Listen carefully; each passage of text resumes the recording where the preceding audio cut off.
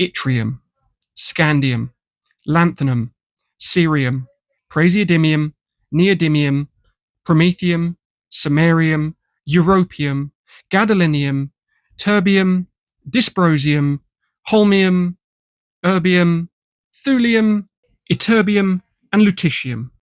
Now, you might not have heard of any of these elements individually. However, you probably have heard of rare earth elements, which is exactly what these are, and there's 17 of them, and they make the modern world go round. Your modern ecosystem would not exist if it wasn't for these 17 elements, but they all come from here. In fact, 60% of the world's mining capacity for rare earth elements is localized in China, but a whopping 90% of the world's refinement capacity for rare earth elements is also in China, meaning that they have a stranglehold over some of the most strategically sensitive materials in the world. And at the birth of a new Cold War, that's an issue. The COVID-19 pandemic made governments around the world acutely aware of the fragility of global supply chains and their over-reliance on countries like China.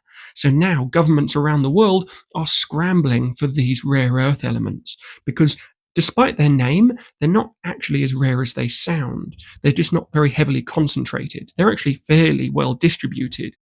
However, this puts governments in a very awkward position, between a rock and a hard place, if you will, quite literally, because mining is a deeply unpopular industry, hence the reason it takes upwards of 20 years to open one mine in a country like the United States. So, this leaves us with a difficult decision. Do we scatter and exploit these strategically vital materials, or do we accept the status quo?